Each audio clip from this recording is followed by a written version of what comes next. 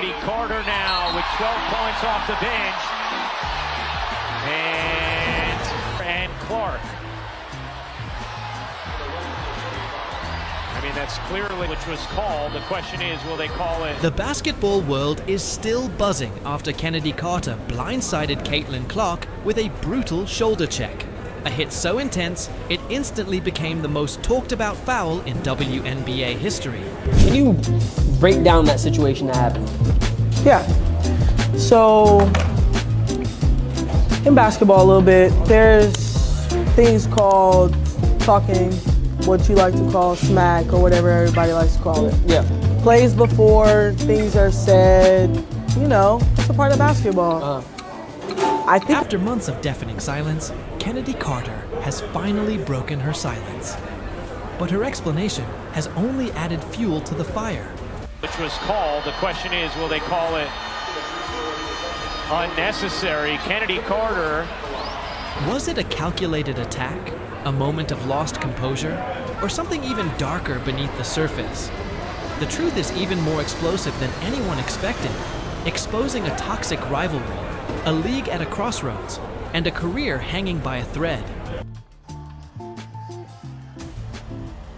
This isn't just about a single foul, it's about the very soul of the W. To take a breather by Caitlin Clark in the Indiana James has really taken upon her shoulders to be more aggressive offensively to trade, and she has stepped up her game in that opportunity. Caitlin Clark for three, rattled. Recently being the first WNBA player that has recorded consecutive 20-plus. I love her. I love the way Caitlin Clark is playing. Left to play here in the first quarter. Looking for Reese. As Caitlin Clark breaks records and sells out arenas, Chennedy Carter remains unsigned, blackballed by teams wary of her reputation. But the real story runs deeper than one reckless play. Behind the scenes, whispers of vendettas, locker room, blow-ups, and a league desperate to protect its golden child have turned this into a full-blown scandal. The footage doesn't lie, but the motives are murkier than ever. Don't miss the untold story behind the hit that changed everything. Smash that like button if you believe Carter crossed the line. Share to expose the truth, and subscribe for the uncensored sports drama the networks won't show.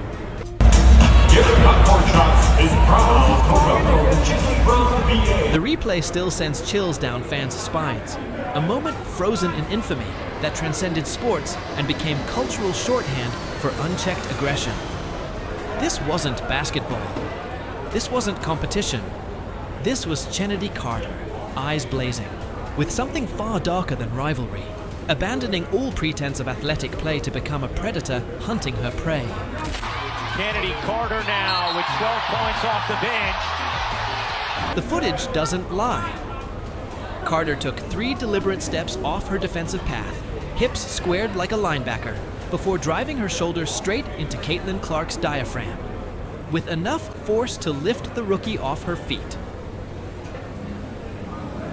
Der Kinit, sickening thud of Clark's body, hitting the hardwood, echoed through an arena that fell instantly silent.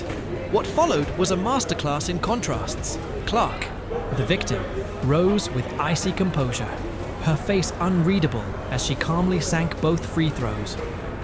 Carter strutted away like a prize fighter after a knockout, only to be met not with cheers, but with something far worse. The instant, unanimous condemnation of an entire sport. And Clark.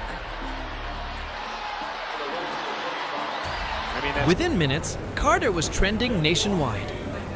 Hall of Famers called it assault disguised as athletics. Even hardened analysts admitted they had never seen anything so blatantly vicious in the modern WNBA. The league's immediate decision to upgrade the foul to a flagrant wasn't just about punishment. It was damage control for a moment that threatened to overshadow the entire season.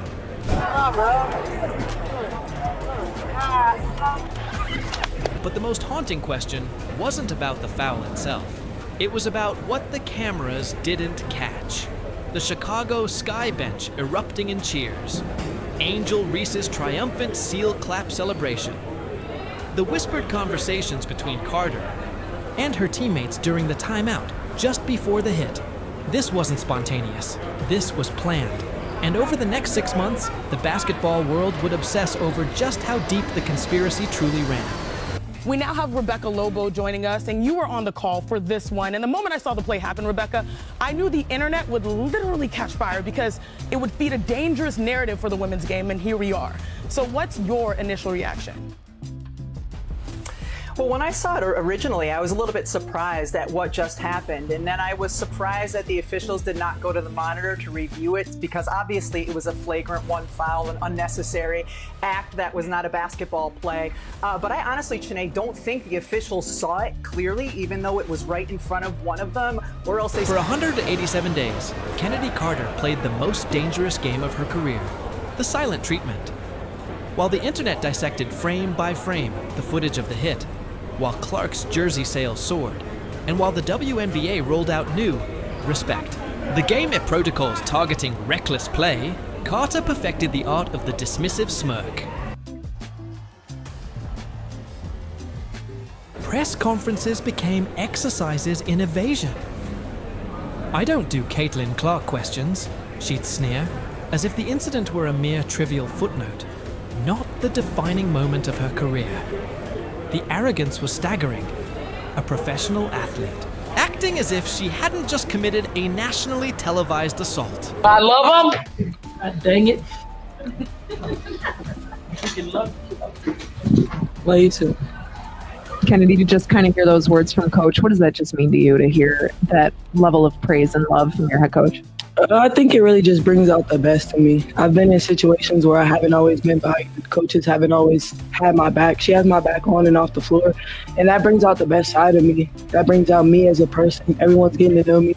I love my teammates. I love being here.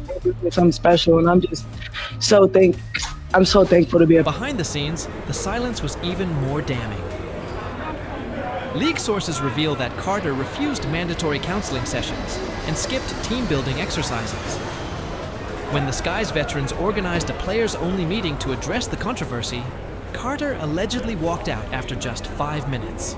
Play before bumping in with Caitlin, it seemed like she turned to you a little bit after the people. I ain't actually no Caitlin Clark question. Did she say anything to you? I don't know what she said. What'd you say to her? To her? Was called. The question is, will they call? The question is, will they call?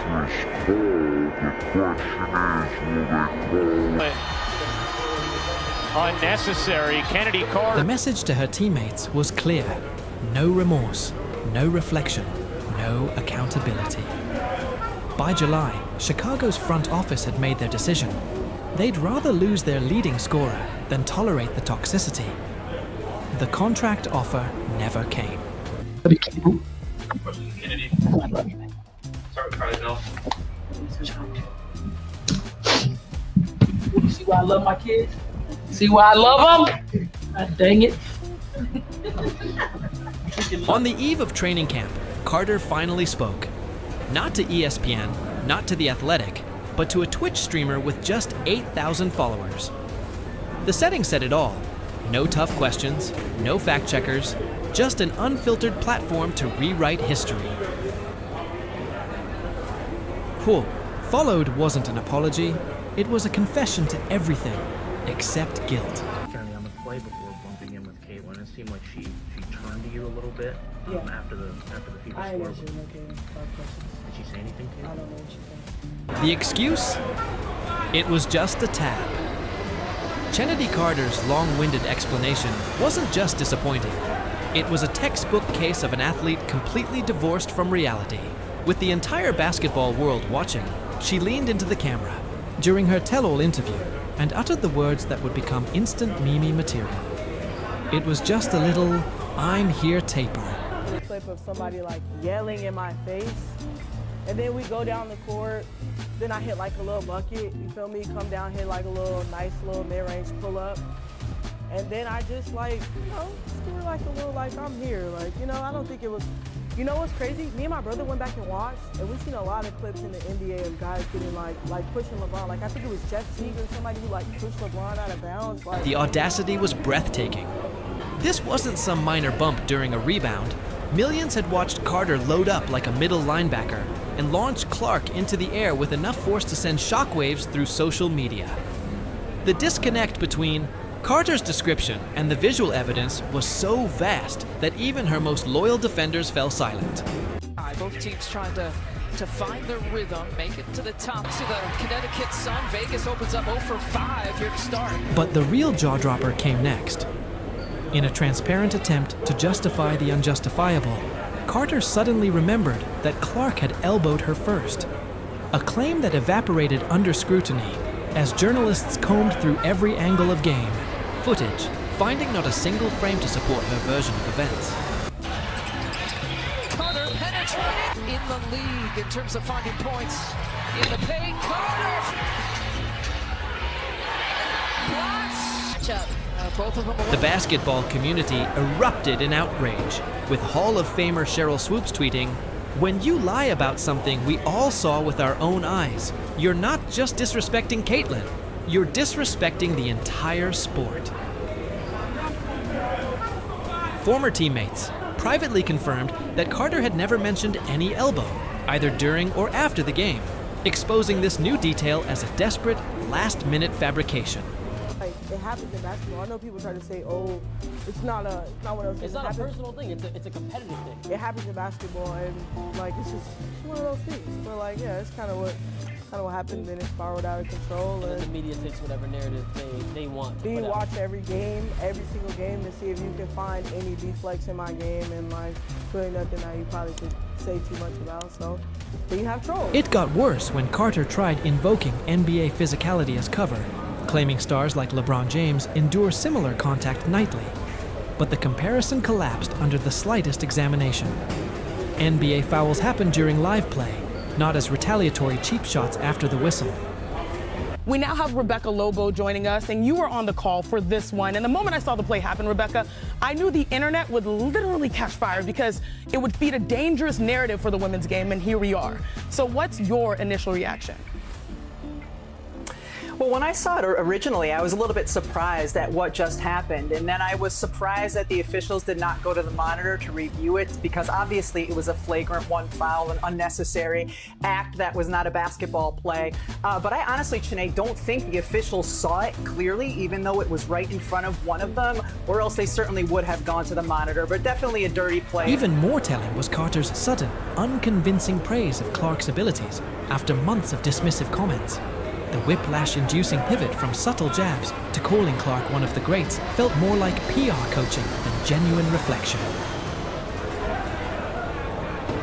As one sports psychologist noted, this wasn't an apology. It was a hostage video, where the hostage forgot their lines. You know what's crazy? Me and my brother went back and watched, and we seen a lot of clips in the NBA of guys getting like pushing LeBron. Like I think it was Jeff Teague or somebody who like pushed LeBron out of bounds, like said, "Man, I was mad because like we couldn't stop him." So I'm just like, it's like one of those things. Like it happens in basketball. I know people try to say, "Oh, it's not one of those things." It's not a personal thing. It's a competitive thing. It happens in basketball, and like it's just one of those things. But like, yeah, it's kind of what happened. Then it spiraled out of control. And then the media takes whatever narrative they want. Do you watch every game, every single game, to see if you can find any deflects in my game? The smoking gun footage didn't come from the foul itself, but from the Chicago Sky bench in its immediate aftermath. As Clark struggled to her feet, the camera caught Angel Reese in a moment of unguarded triumph, clapping rhythmically like a circus seal, her grin stretching ear to ear while teammates exchanged uneasy glances. I mean, that happens, man. Like, it's one of those things. I'm a great player, she's a great player. It looks a certain way. Everybody's gonna have their views on it. But my personal view is, I don't have anything against her. She's a great player, and so on. This wasn't a spontaneous celebration. It was vindication. Multiple league sources confirmed that Reese had been waging a psychological campaign against Clark for weeks, peppering practices with comments about exposing the Golden Girl, and allegedly shouting "kill the bee" during their previous matchup. Giving up for shots is proud to welcome WNBA to tonight's game to enjoy the game from the Derek Upward community zone. The paper trail grew more damning when anonymous teammates leaked text messages showing Reese and Carter's obsessive focus on Clark. "Wait till Indy," read one ominous Reese text just days before the infamous game, followed by winking emojis. That premeditation became undeniable when reporters uncovered video from 3 weeks prior. showing Reese delivering a vicious elbow to Clark's head during a loose ball, then laughing about it post-game with a chilling, "That's just basketball, baby!" dismissal. The pattern was unmistakable. Reese had been testing boundaries, escalating aggression, and finally found her willing weapon in Carter. The league's response spoke volumes. While avoiding direct punishment for Reese to prevent a First Amendment firestorm, executives quietly made their displeasure known. Reese was mysteriously excluded from the WNBA's high-profile New Era marketing campaign, despite her star power, and several scheduled endorsements evaporated overnight. What Angel, Reese, and Kennedy Carter were doing. Look, this is Ken and Barbie. They understand each other. They pump each. Most tellingly, when reporters asked Commissioner Kathy Engelbert about in-court leadership, she pointedly praised veterans who elevate through sportsmanship, a not-so-subtle rebuke of the Sky's toxic culture. The message was clear. The WNBA would tolerate rivalries, but not hunting seasons. Breaking news, the WNBA, we're so thrilled to announce the WNBA and the Players Association led by NECA. We've announced a long-term collective bargaining agreement that we've agreed to 8 years. We're so proud of the players and their ability to unify around the important issues to them. And while they bargained hard, we came together, we collaborated, and we have what we think is a groundbreaking agreement that's going to support these players for the long term and the next. The defeaters hung in the balance. In the cold calculus of professional sports, Carter and Reese failed to grasp one fundamental truth. Clark wasn't just a player, she was a movement. As Carter's interview bombshells fizzled and Reese's smirk faded, the basketball world rendered its verdict. Women's soccer, we have women's hockey that are looking up to what we are looking to do. And so we're really hoping that it can set the tone and really create that legacy for women in sports moving forward. Merchandise sales told the story. Clark's jersey became the fastest selling in WNBA history, while Reese's numbers plateaued. Arena attendance screamed it. Fever road games sold out, while Sky ticket promotions fell flat. The league's actions confirmed it, implementing stricter flagrant foul reviews and respect initiatives that might as well have been called the Clark Rules. Breaking news right here on GMA, which will change the face of women's team sports. Here to announce the big news are WNBA Commissioner Kathy Engelbert.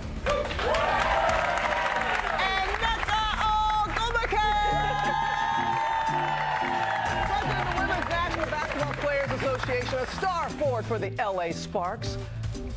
Let's hear it. All right, keep your eye on in this night. Aaliyah Boston, Camila Cardoso, of course they're in college, but they go at one another. Kennedy Carter, so smooth. And out of the starting lineup, put back Meatbag Benley, has really found hurt for 5 games. Reese, the deep catch. Now, as training camps open, Carter sits unsigned, a walking cautionary tale about the price of unchecked aggression in the social media age. Reese, though still on a roster, moves through the league with the wary energy of someone who knows she's being watched. Meanwhile, Clark continues her ascension, the incident now just a footnote in her inevitable march towards superstardom. The ultimate irony. In trying to diminish Clark, Carter and Reese only succeeded in making her more iconic while turning themselves into permanent supporting characters in her origin story. As we get closer to the beginning of the WNBA season, it seems to be like the calm before the storm. There is not a ton going on out there, but there are a few things that we should talk about. Like Caitlin Clark's jersey sales outperformed Luka Doncic and LeBron James last season. That's kind of a flex. Kennedy Carter. Chicago's betrayal, the ultimate humiliation. The Sky let Carter walk for nothing. No trade, no offer, just a cold shoulder. GM Jeff Paglio's excuse? Roster changes. The truth?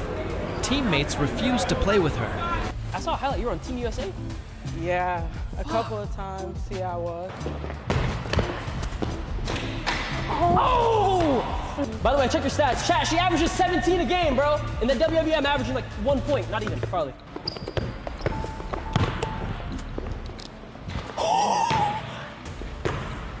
Oh, shit!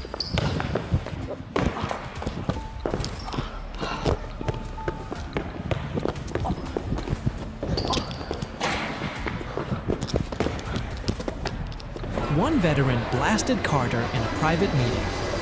"You chose violence over your career." Even Reese, her supposed ally, stopped returning her calls. The locker room turned into a ghost town whenever Carter walked in. By the time she gave that disastrous interview, the WNBA had already moved on without her. It's been an incredible run from her so far. I think we're not surprised at all about her ability to pursue the ball, make plays, how committed she is to competing. And so, that's a skill. To play as hard as she plays is a skill. So I'm not surprised at her impact in the game. Was it worth it? Today, Clark sells out arenas while Carter sits at home. Reese clings to relevance, but her villain act now feels... First, I want to say that I have a lot of respect for Spoon. We're very appreciative of the competitive teams, the elite teams, the spirit she us on the court every night. And look, as an organization, we just thought this had a big change. Desperate. Meanwhile, the WNBA's new Respect the Game campaign stars Clark, with Carter and Reese nowhere in sight. The West Des Moines native, like you said, continues to break records on the court. We've seen it all year, but she's also breaking records off the court. And she's doing some things no other women's athlete has done before. Some may deem her as Iowa royalty, as Caitlin Clark is paving the way for women athletes in Iowa, and her success continues to show all across the state. Clark's first major retailer NIL deal came from the locally founded Hy-Vee. You know what? I mean, her popularity, it is the Caitlin Clark effect. Anything that we're going to put in the store to be able to celebrate her, to be able to bring more awareness to her and her brand is a win-win for both sides. After selling 48,000 boxes... Is it jealousy, insecurity, or just pure recklessness? One thing certain, Carter didn't just lose her temper. She lost her future. Okay, let's make a big tower. Okay. I can do that. We should have alternated colors. Yeah, let's do that. Like rows. No. Like this. It'll look better. But then what? What do you mean? Then the same thing. What? Watch. Wait. Exactly what I was saying. It'll still look good. See? That's what I had that you took down. We need more blues, bro. We need more blues. Oh, what's it gonna end with? Drop a comment. Was Carter unfairly blacklisted, or did she deserve it? Like, if you think the WNBA made the right call, subscribe for more real sports drama.